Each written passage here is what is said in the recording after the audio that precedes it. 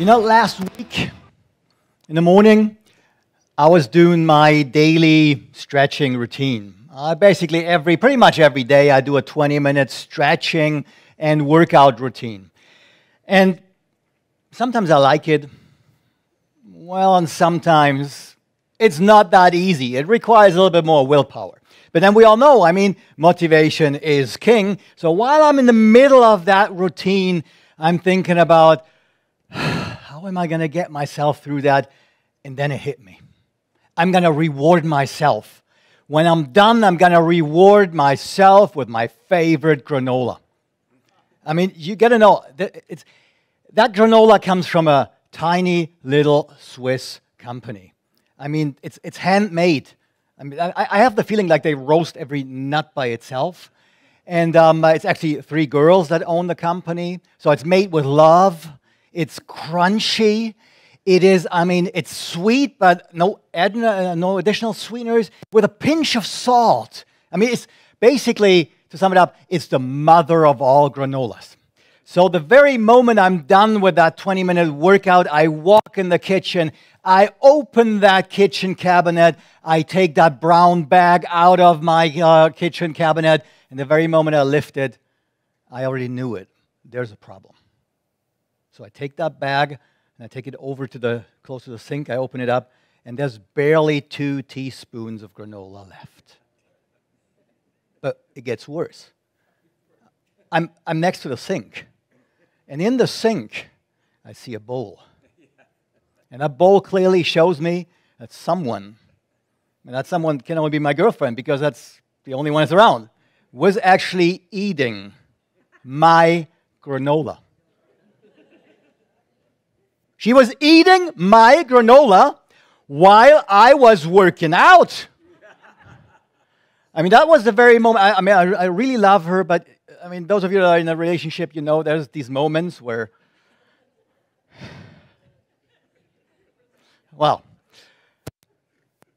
and then I was standing there, and I was so close to saying or doing something, and then it actually hit me. It has nothing to do with my granola, because there's other granolas that we have, and there's other breakfasts, and it's not my granola. Let's face it. If you live together in a household, there's no such things as mine and yours. Of course, gentlemen, we all know from a lady's perspective, it's different. This is mine, and yours is mine as well. But as a man, there's no such thing as my granola. And I realized it was not about the granola. It was about the picture that I had in mind while working out. It was my expectation. It was basically, it's not about granola, it's about the mindset. And I'm telling you that because when I was asked to give a speech, it was the topic of mindset that we said we're going to talk about. And maybe you have already heard that success depends on the right mindset, right? Ever heard that? And I'm a trainer, I'm a coach. So my job basically is to give the people like a toolbox for their daily lives. So I believe my job is to help the people to become better versions of themselves, to help them be successful, which basically brings me to the position I'm more or less a midwife for success. But that means that I can agree with that. Success is a question of the right mindset. And it doesn't really matter how you define success. There's people who define success by making a lot of money. Then there's people who define success by being happy in life, which is a little bit of a hard goal, because how do you measure being happy in life? But that would be a different topic, a different talk. But having a great relationship, some people define that. Some people define success by just pulling the largest fish out of the ocean. I'm not naming anyone here, but it's success is whatever you name success is what your success is. And I can confirm with you that success is mainly a question of the right mindset. Now, if we know that success is mainly a question of the right mindset, Well, then you just got to have the right mindset in order to be successful. So everything is said and done. Thanks a lot. Or maybe there's a little bit more to it. Well, the question is, how do you get the right mindset? Because it's one thing to know that to have the right mindset, that's fine. But to tell you you need this without telling you this is how you get it is a little bit tough. And my goal for today is to give you tools that actually help you turning your resolutions of this year into reality. I mean, no offense, but we all know that, right? Let's take the example of a gym. A lot of people take the resolution of changing something in their life in terms of changing something in their body shape. And then those of you that go to a gym, you know what it is. I mean, in January in the gym, it's kind of hard to actually work out because there's so many people just grouping around. Okay, then mid of January, things get easier. And by mid of February, who are the ones you see in the gym? The ones that you see all year around, because all the other ones are gone. And that's a little bit sad because it has to do with resolutions. And I believe if we have the right tools, then we can put our resolutions into action far easier. And if we talk about the mindset is a tool. Actually, first thing I believe we have to take a look at, where do we find the mindset? Because the mindset is one thing, but where do we find the mindset? If I would ask you, where in your body is the mindset, then we could probably agree it must be somewhere in there, right? In our brain. Now, the challenge is, and that is something that I learned the hard way as well, is that we don't have a brain. No, I'm sorry, that was misformulated. I know there's people who don't, but that's a different story again. No, we actually have more than one brain. If we look at it from the perspective of evolution, there are 3 brains, but for today, let's look at 2 brains. We have basically 2 brains here. One is the one that we have in the middle here. That's our emotional brain. For the experts, limbic system, that is, it's the irrational brain. It's the one that also is the subconscious brain. And subconscious means we're not really aware of it. It's not necessarily the part of the brain that we as human beings are proud of. The part that we're proud of is more like this one, because that's the one that was, here, this one, covered in green. That's the one that was developed basically the last in the evolution. That's the one that lets us, actually, is responsible for us being able to calculate things, for us being able to talk, to make rational decisions. And that's what we're proud of, right? As human beings, our decisions are rational. Well, if you look at neuroscience, the optimistic scientists say, well, 90% of the decisions are subconscious, 10% are rational. The pessimists say there's no such thing as a rational decision. I believe the truth is probably somewhere in between there. But we need to understand that, because this is one of the reasons why we fail so often on our resolutions. Because those 2 brains actually, they talk to each other, but not always in the most friendly way. It's a little bit, no, I'm not going to say husband and wife. I'm just going to say 2 different personalities. Let's say Alex 1 and Alex 2. One brain is Alex 1, the other brain is Alex 2. And the challenge that we have is that this brain here in the middle, the emotional brain, the one that I circled in red, that's actually the one that is telling us how to live our life. So in our metaphor, that would be the one. No, it's not. No, I said we're not going to talk about husband and wife. We're going to talk about Alex 1 and Alex 2. It's the one that's running the show, and it is the subconscious one. If we would, I have another example here for you. If we would want to take a look at that, we're basically icebergs. Not because we're so cool, but because most of what matters in our life happens beneath the waterline. Here. That's where our subconscious, our emotional brain is actually doing its work. Now, subconscious, below the waterline, what does that mean? We can't see it. We can't really feel it. We're not aware of it. That is the challenge with it. A part of it is stuff that we should be very happy that we don't need to be aware, because I don't know who of you can control the heartbeat willingly. I'm not saying indirectly by running, but just stand there and say, okay, I go from, I don't know what I have right now, maybe 80, 90. I just go down to 40 in a snap. Doesn't work. We can have techniques, but it doesn't work. Same thing, blood pressure. Or imagine you would have to think about not to forget to breathe the whole day.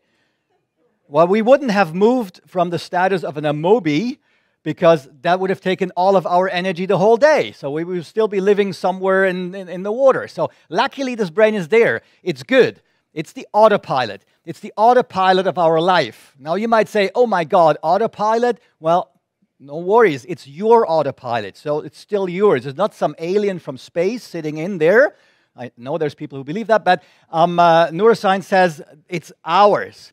Now, what we actually can control, and that's the other brain, that is basically here. That's the rational brain. And if we make a decision, if we have a resolution, then the rational brain is actually the one that says, let's do something. If I decide, when I decided to do my morning workout, it was my rational brain, that it was the one in green, was my rational brain that I made the decision with. But in the beginning it was hard. Meanwhile, even though when I'm not really in the mood for it, there's some power that pulls me into doing this workout every morning. And that power comes from my irrational or emotional brain. Because this workout in the morning has become what? It has become a habit. I believe that habits are the strongest tool in the toolbox for success.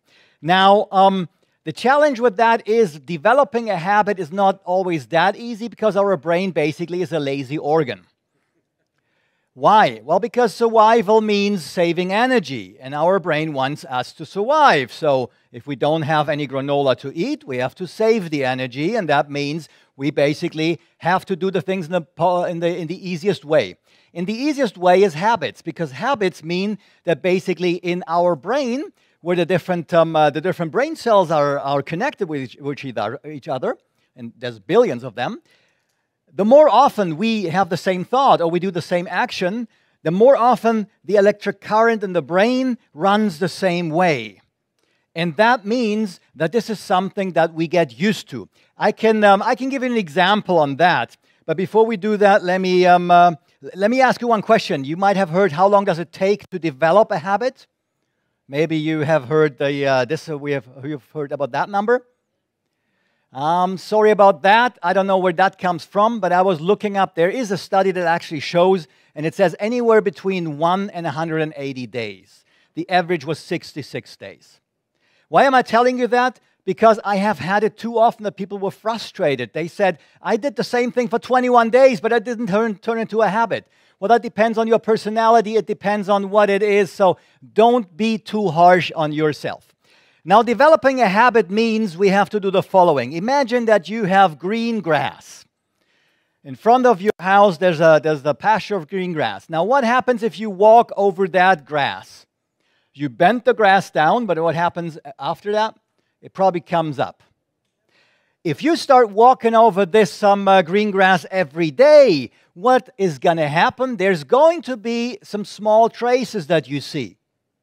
And if you go and you keep walking every day, then maybe at some point it's going to look like that. You got a dirt trail. There's already something there. And the interesting thing is, where is it easier to walk? On such a dirt trail or through the high-growing grass? Of course, once there's a trail, it's easier. And what happens basically, the trail turns into a road. And what does the road turn into? It actually turns into a highway. And that is what we want to have in our brain. We want the highway. Why? Because when the highway is there, then the easiest way of doing something is following the highway. And our lazy brain then is going to say, let's take the highway. In the beginning, our lazy brain is going to say, why walk over grass if I could use the highway I've been using all the years long? Now, the question is, how do we get to that highway? And motivation. Most people say, we need the right motivation. You know what? I believe motivation is a great thing, but motivation is overrated. How can I say that? Because motivation has a little bit of a problem. Where does motivation come from? If I show you the picture of the brain, ask yourself, is motivation from the rational brain or from the emotional brain? Well, it's from the emotional brain. And that's the reason we cannot flick the switch and be motivated. But there's something that is far underestimated in our life that we can flick the switch, and that's willpower. Willpower is how you build habits. Now, you might immediately have a thought maybe like, yeah, but I don't have willpower, I don't have the discipline. I mean, if I see like an Achim Heukemes with that discipline, yes, I could do things. If I would see a Rolf Zorg having the discipline of doing 10 contacts over years and years, yeah, if I would have that discipline, but I'm not born with it. That's an excuse. Willpower is not something you're born with. Willpower is not genetic. Willpower is something that you develop if you know how to train your brain. And the first important thing is, if we want to train willpower, we have to overcome that barrier between the emotional and the rational brain. Because whenever we want to do something different, because we decide to do so, there's the emotional brain who says, are you crazy? Why do you want to change something? Costs more energy, let's just do it the same way it was before. I mean, there's far less energy to binge watch Netflix on the couch than to go jogging. But there's people, once they are into jogging, there's this force that pulls you out the door, even if there is a couch and even if there is Netflix. And that is because the brain has the habit of jogging. Now, how do you develop that habit? And I found one thing that I believe is crucial. It is the strategy of the little non-failure possible steps. Let me give an example with push-ups. I don't know who of you does push-ups, but if we would decide to do 100 push-ups, never done a push-up before, but now we do 100 push-ups. What would that lead to? To anything from demotivation to serious injury.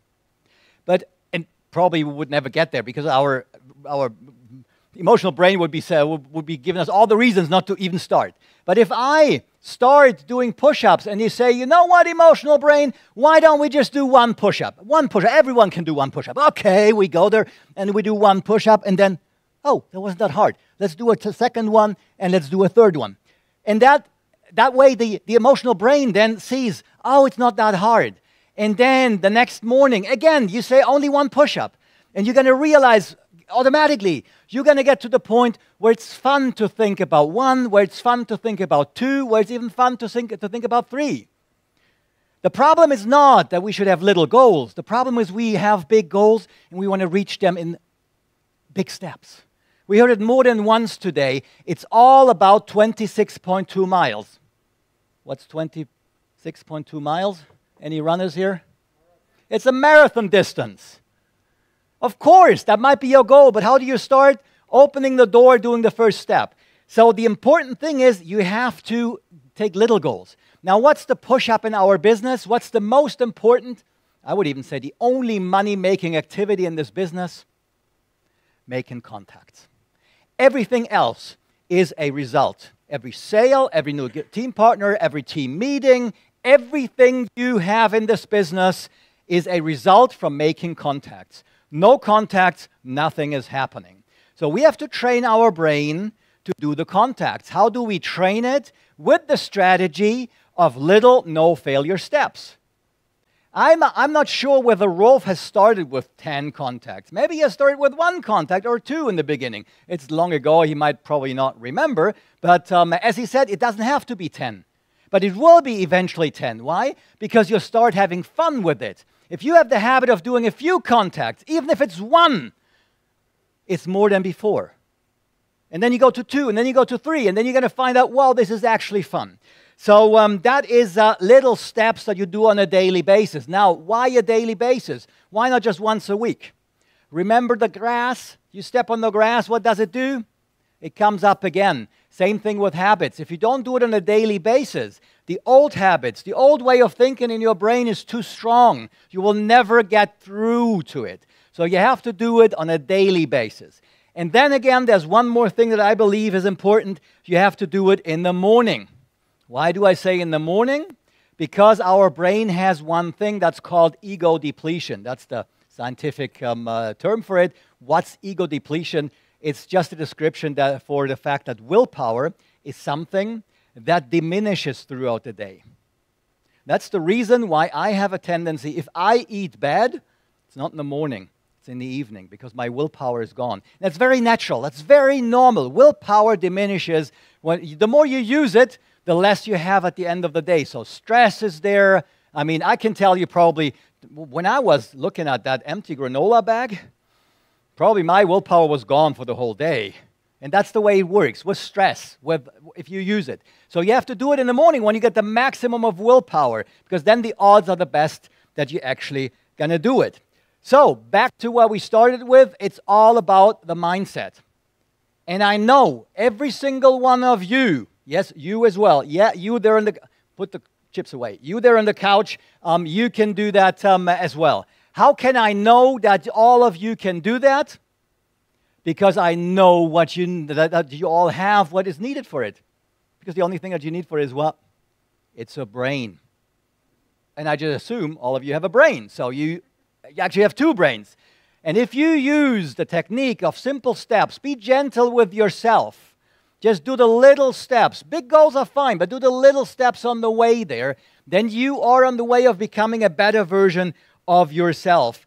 Do it on a daily basis. And trust me, in the beginning, it's going to be a little bit harder because it's something new. But you will get to the point where actually you will also enjoy making contacts. And for those motivation fans among you, the good news is this will definitely also increase your motivation because your emotional brain at some point will say, wow, this is actually fun. So let's do it, because that's what we need in order to own our future.